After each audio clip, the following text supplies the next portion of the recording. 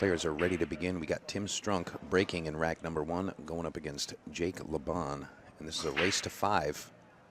Race to 5 here. This is a one-loss side match, so the loser of this match is eliminated. And again, we've seen 2 matches from Jake Lebon, and he's playing pretty strong. Pretty cool on the table here. Now, Tim Strunk is a local player from our area here. He's at snookers often, so he's very comfortable in the room. He doesn't usually play on table 1, and you know that's something that you know you gotta fade here. You know, Tim was like, "Hey, I never play on that table."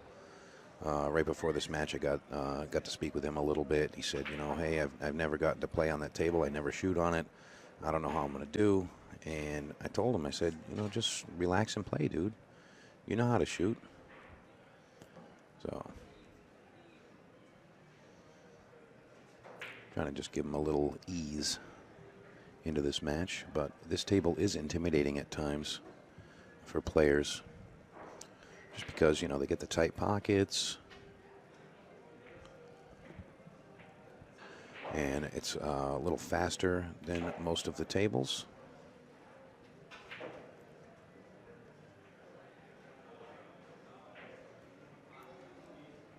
Slight overroll there by Jake Lebon. And he's got maybe a 1-rail kick to make this 5. I don't think that he can make it directly into the hole. I don't think he can just shoot it, but we're going to see in just a second what he has available. He did have that. He did have the shot. Okay.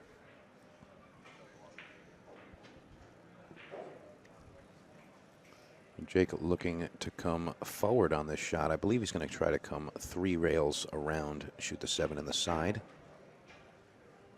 And there it is. That's what we were looking for.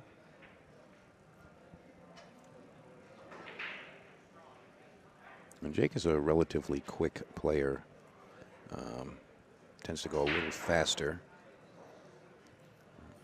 than the average player.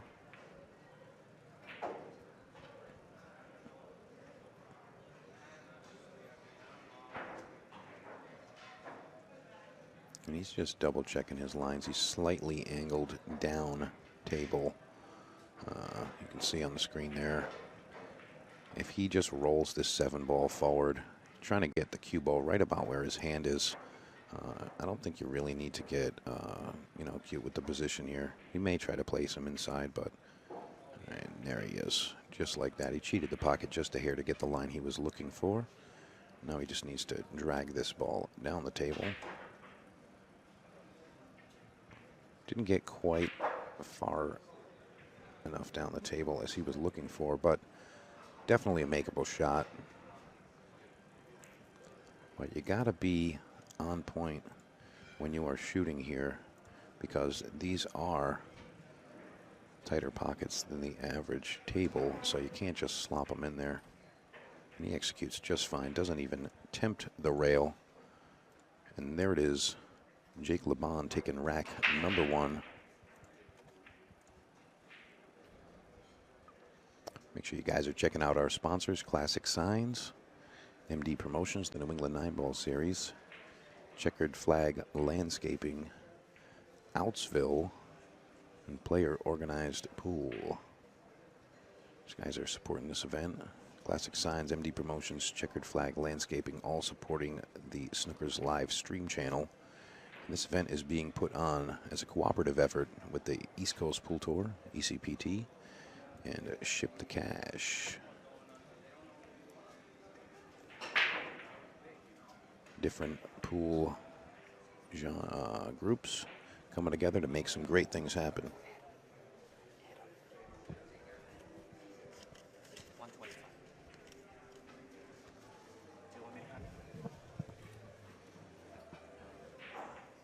It's really nice to be able to work with other groups in the pool world, where you know you can cooperate on things and just make something a little bit bigger and it's more enjoyable for everybody. In a second, we're going to be joined by the player we just saw on the stream, Eric Lim. Let me see if I can get him on here. Eric Lim, you there? Hey, how's it going, guys? Hey, Eric. So, how do you feel about the event this weekend? No, it's great. I mean, it was a long day yesterday. We had to drive all the way back to Boston. But overall, I think this has been a fun experiment. I agree there, and I like the word that you called it, experiment. This is the first time that there's been a cooperative effort between. I don't see that very often. I'm sure it's happened, but in our area, I think that's the first time it's been a cooperative effort between two different tours like that, and it's really nice to see what you're able to accomplish. So. I'm looking forward to doing some more things. There was a couple of hiccups over the weekend. Just slight miscommunications on things and disagreements on how to run things exactly and whatever. But for the most part, I think it was very smooth, and everybody was in agreement. I check with them on things, they check with me on things, and it was really nice. But it's refreshing to get the different pool groups together, making something bigger than what you're accomplishing on your own. And I think it's just it's a win-win for everybody. Absolutely. Is the tour exclusively in Connecticut? The East Coast Pool Tour is for the most part in Connecticut, yes. I see. They do venture out of Connecticut at times. The first time that I remember that happening was when we did the Carlos Vieira Memorial. I don't want to say that was, it was a cooperative effort, but it wasn't really branded as such. But that was a cooperative effort, and they traveled over here to Providence, and we put that one on. And, that was nice to see that happen. But, all in all, aside from, a few finale-type tournaments or, qualifier-type tournaments, for the most part, you don't see different groups blending, and that, Eric, is one of my main goals that I've always wanted to accomplish in the pool world, since coming to the business side of it, is just really getting all of those smaller bubbles, the pool bubbles, and there's one in this area, there's one in that area, and trying to blend them together so that there's a larger group together and everybody interacting more often. I'm really happy to be working with these guys. And that's, of course, Sal Bevilacqua, Tom Peterson with the Player Organized Pool. Been great working with him. Mm-hmm. And, Mario Argentino, been working with him a bit. Have you spoken to Tony at the Predator Pro-Am? I have spoken to Tony, and, we've been on the same page.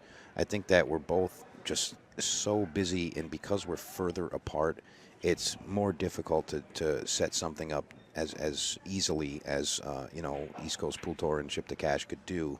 Right. But I definitely think that we will be doing something together in the future. Tony has expressed interest. He said, absolutely, we'll put some dates aside, we'll get something rolling. And even Steinway Billiards up there in New York, they showed me a lot of love when I came when I go up there. And recently, my last trip up there, they asked if I would come and run an event up there, and I will.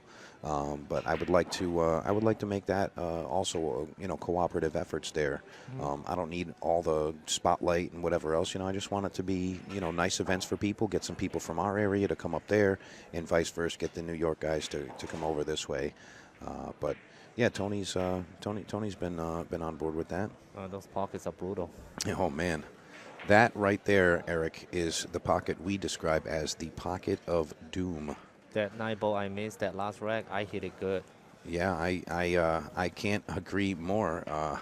You did hit that very well right into that pocket, and it seems as though whenever you're shooting up table at that, it doesn't want to go in for some reason. Yeah. And it's not like the table's not level or something. It's going in with pace, but it's just a little bit tighter than the table, the other pockets on the other tables, and really tough to fade at times. Yeah, but you got great players, and Duchesne's been winning everything. Yeah, yeah. Mike Duchesne has played pretty much flawless pool. I want to say he's maybe not even, given up 7 racks overall in the No, I tournament, think let alone the in a match. I think Sweet Money, Lucas, and myself got 1 rack off him each, Yeah, and and the that was rest it. been Yeah, 7-0. yeah. It's Yeah. mostly it's been 7-0, and that's just it's not unexpected, to be honest. Um, he had a slight miscue on that break there. But it's not that it's unexpected from Mike DeShane. It's just, he's such a monster on the table, one of the top players in the country. He can tango with a lot of the best players in the world. And it's really cool to have him around and just seeing that level of play Yeah, I right was in telling front of him you. that I think players feel very good about him playing in the tournament, and many players actually want to play against him. Yeah.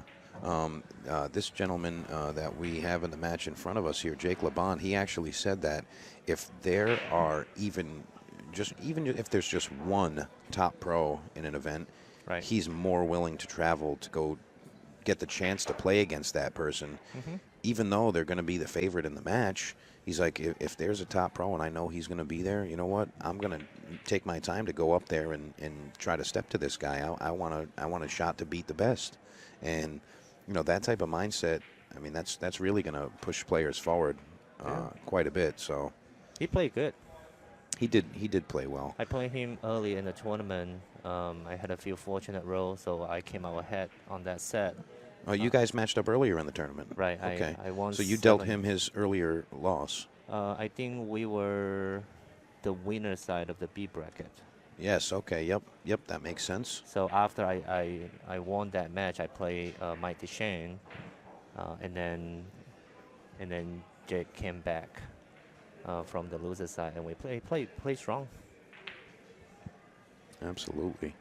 I got a couple folks in the chat here. Jessica Scott, oh no, the pocket of doom. Yes, absolutely. NJ Pool player, that's Troy. Each state having one tour and having one standard set of rules for 50 states. Yes, I agree there to a degree. I mean, everybody's got little quirks that they're like, hey, that's right, I agree here. And then, there's always that one little wall. It's like, no, we can't do it like that. It's got to be like this. And, it's really just about finding competent delegates that are willing to, not take a knee, so to speak, but just to bend their idealistic views just a hair so that everybody can have something great. And, I have a lot of vision, and it's really just coming down to execution and finding those perfect delegates that are competent and not selfish, not looking about money and things like that. It's about making pool great and bringing it to where it can be. And there's enough supporters there, and we can get more. It's just you got to get people on board at the same time, where everybody can kind of function as one large machine in all these different areas. And that's kind of been the goal for, since day one, just making it bigger and better and everybody communicating together. And your tour is doing pretty well, right? I think even on Wednesday, you got 50, 60 people showed up on a regular basis? We're usually in the 30 to 40 range, but we have had high as 58 players. I think was our largest turnout there. But yeah, even just Wednesday night action. I mean, the Snookers Wednesday night tournament has been happening for quite a while. But my thing is trying to harden the pool community by giving them that even action. And it's only race to 3 in that tournament, but it's not a good thing is at least it's not handicapped. Yeah, right, exactly. And we handicap the money. When I have events, I handicap money. That was something that I always felt made sense. Like, I don't mind jumping into a match with a top pro, but if I'm going to have to pay $150 or $200 to play him, I'm just handing him my money and saying, you guys figure it out. But when you can get into an event and get odds on the money where it makes you feel a little bit better where the lowest class players are paying $25, where the top players are paying 150. I mean, you got to feel good about that. Hmm. And there's no excuses when you win or lose in an even race tournament. And, this was a perfect opportunity to co-op with East Coast Pool Tour because it is an even race tournament. There are handicap buy-ins, and those are things that I push, in all of my events. But and I'm not trying to say don't go to a handicap tournament. I'm not trying to say that. I support all the different pool tournaments and all the different tours, and whoever runs pool, I try to get to all those events. I mean, they're competitive pool tournaments. That's fine, but I personally feel as though when you have handicap ratings for players that alter the actual game itself, where it's like this person goes to this many, this person goes to that many. It really opens the door for a lot of disagreements and gripes, and it really allows people to have an excuse to say, hey, they only beat me because they were underranked or something like that. And I don't like to have any tarnishes on a match where, oh, yeah, you won, but I won more games than you, so you didn't really win. The spot won or whatever. Well, I just like to say, hey, you beat me or I beat you. That's it. End of story. hmm I mean, people have to understand that each player has good days and bad days. And I actually really like this tournament setup. You handicap the entry, you seeded the bracket based on handicap classes. Hmm. I think it actually works out really well. Yeah, I agree there. There is a format that I am going to be releasing that I am 100% sure is going to take flight. I would like to make it a once-a-month event. At first thought, I was going to say, hey, maybe I should do it once a month right here at Snookers, and that would be great. And if I can make that happen, I think that's the way we're going to attack that. But if not, then I am going to travel with this format that I've been working on. A lot of what I do as far as exploring different formats and how pool is going to be played. If you've ever, if you follow along with all of the different rules and things that we've had with Ship to Cash, it's been it's been a really constant progression, trial and errors, and very, very strong support from the pool community where I'm out there asking players of all different skill levels from all the different areas their opinions on certain things. And I get all of that. I mix it up into a pot and say, hey, this seems like the general consensus feels this way. I agree with this way of delivering what they're looking for. Let's run with that and see what happens. And just, trying to be, proactive about what's happening. And I just don't want to hear those same conversations over and over again that, most pool players know that we continue to hear 10, 15, 20 years in a row. Same conversations. Hey, this stinks about pool. I hate this about pool. Well, you know what? I didn't like it either. So, when I get to hold my cues, I'm happy. But I'm also happy, behind the microphone or behind a chart, or however you want to put it, and trying to manipulate how pool is perceived and how the players can experience it, where it's a lot more enjoyable, and we don't have those same discrepancies and whatnot. So. And, Eric, I wanted to mention earlier we were talking about how you do a lot for pool behind the scenes, and I don't think many people know the things that you actually do. I would rather keep it that way. Yeah, he said, I'd rather keep it that way. Imagine that, folks. But I just wanted to personally thank you. You do a lot behind the scenes, and I was telling the viewers out there, you can't imagine the things that you're doing behind the scenes, and you got to give praise there. You got to give credit where it's due, and we thank you for that. You've made a lot of things happen in our area, and I'm sure that you're planning some other things. Oh, that's a great shot. Great shot. No, I'm excited to promote, during my own time, a little bit of the sports to this area. So I'm glad that I'm able to do something, and players are generally pretty happy with the events. So hopefully we'll keep that going for many years to come.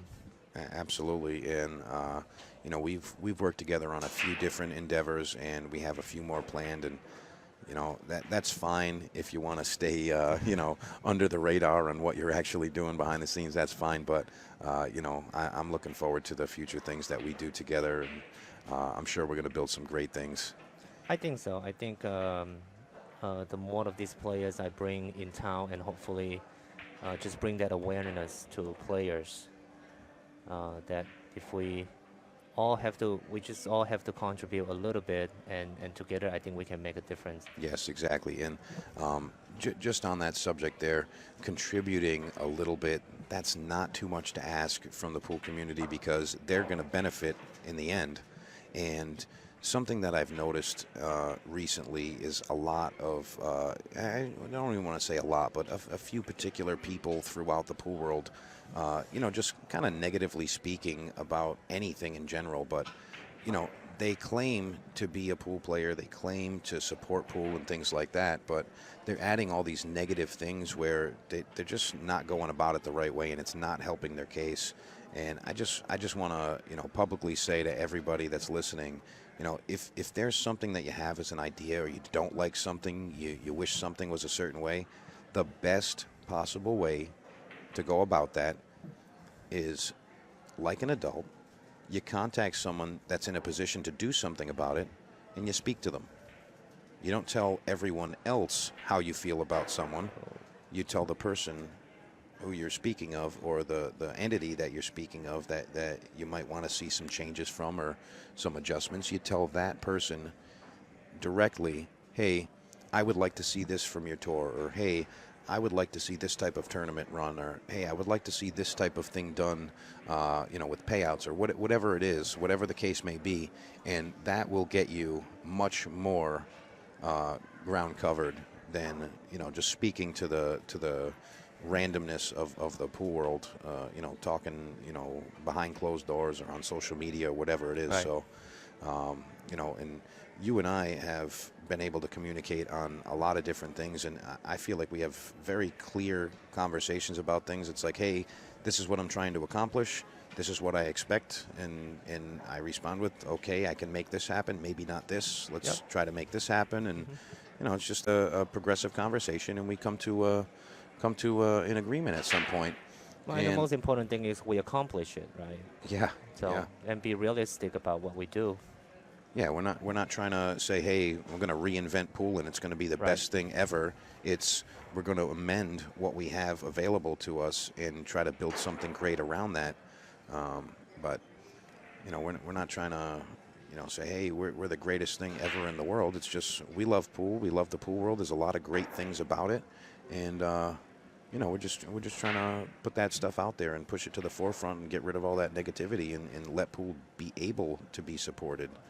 So, no, I think it's growing, at least in New England. I mean, we have got just about a tournament every weekend, sometimes 2 or 3 every weekend. Yeah, and that stuff can be an issue at times, but to be honest, and I'm trying to make sure that I say these things so I'm not coming off offensive, but there's a common understanding with the majority of pool players in the pool world, and if you as either a tournament director, as a player, as anyone involved in pool, if you cannot understand what that common understanding is in the way to go about attacking any of these topics that come up in the pool world, if you're not able to understand that and be able to work and adjust with other entities and not throw stones at each other and things like that, if you're able to just calmly speak with other entities, make things happen together, then great. If you're not able to do that, I'm sorry, but you don't belong. You're not part of the group here, and I don't care what someone's personal thing is. It's just what are you contributing to the pool world, and how are you going about it? I thought it was going to miss that shot. Yeah, it looked that way for a second, but it's just there's a way to go about things and there's a way not to go about things, and bottom line is if you can't act appropriately and you don't play well with others, I guess you could say, then you're just going to become irrelevant, and I'm sorry, that's I can't support things like that. So Jake Lebon putting another one up there. Yep. He's playing good. Playing very well. Very, very well. Yeah, he and I used to play in the same pool hall out in Pennsylvania. Drexeline Billiards. We were talking about it outside. So he drove all the way from outside of Philly to here to compete in this tournament. Yeah. Got a couple of comments here in the chat. NJ Pool Player Troy, Mike, if you can keep that tough as nails New England pool base happy in the events you're running, I think the country should be a breeze. Well, I mean, I'm not going to say I've only been around New England pool, but if you're saying that the rest of the country is a breeze compared to New England, I am excited. I am very excited. Andy Gao, you will never make everyone happy. Just try to come up with a format that will please the majority. Yeah, I got to agree with that. You always want to try to make the majority happy, but at the same time, I will not bend on my values. You know, the values of everything. You know, just as a human being and the values of pool in general. I really can't bend on a lot of those things. See these guys just trying to get that rack template out of there. Just want to get it out of there. It seems as though the ball's kind of just... You know, I have the AccuStats template at home. I typically just leave them on the table. They don't really disturb the ball as much unless it's rolling over it. Yeah, right. And even that's only if it's like extremely slow speed. Right. I mean, if it's just rolling at it, it really doesn't do anything. But, Yep. you know, I know it was kind of a crucial thing there where, you know, the 9 was right next to it and, you know, they moved it just a bit. But they're both smiling. You see Tim just firing at it. He's just happy to be here. He's fine with whatever's going on. He's not trying to knit about things. And this is the good thing about the seeded bracket because it provides that opportunity for, you know, the C and D ranked players to have a shot at the money toward the end of the tournament. Yeah. Just to experience what it feels like being toward the end of the tournament in a non-handicap tournament. It's one of those things. I think this seeded strategy could potentially be very popular, not just in New England, but also in other places as well. I agree. I want to mention we've got Mark Dion in the chat there. Mark, what's going on, my man? Glad to see you tuning in. Hope you're enjoying the show. And going to give you another quick shout there. Mark Dion is a huge supporter of the Snookers Live stream channel here. And we thank you for that support. Mark does a lot of work in the pool industry in New England, and he goes all over the place, busts his you-know-what, making things good for the players, and we appreciate that. And, you know, Mark's another person. You know, I've worked with Mark on some other events, and I mean, I've got no issues whatsoever. I mean, Mark and I have been able to work together in certain aspects, and you know, I feel like some people just don't see how that works. I mean, I haven't seen it as often as it has been lately, but you know, I'm really happy that everybody's able to really just come together and make things bigger than they were. Tim Strunk looking to hide him on the 9 ball. I mean, it's been good. All the tournaments been relatively well attended recently. I think Mark recently had a tournament that's 81 players, and then the Winter Classic is over. Yeah, it was 112 in that tournament there. Yeah, and like I said, I mean, it's really just the pool world has enough support where there can be very, very successful events, and they can be often successful events. It doesn't have to be just once in a while. Oh, there's the one, you know, like I mentioned before, the one finale or something like that. Right. You can have these huge turnouts. It's just everybody's got to be on the same page, and you have to have all the different entities working together saying, hey, this is the event that you go to here. Yeah. And when it's this weekend, you guys go here. That's where you go, and everybody just makes it work. Yeah, and I mean, Tony, for the Predator Pro-Am, they have 80, 90 players showed up on a regular basis. I mean, imagine if we just combine and have a 256 amateur tournament. That would be pretty awesome. Absolutely. Okay, there you go, folks. Jake Lebon taking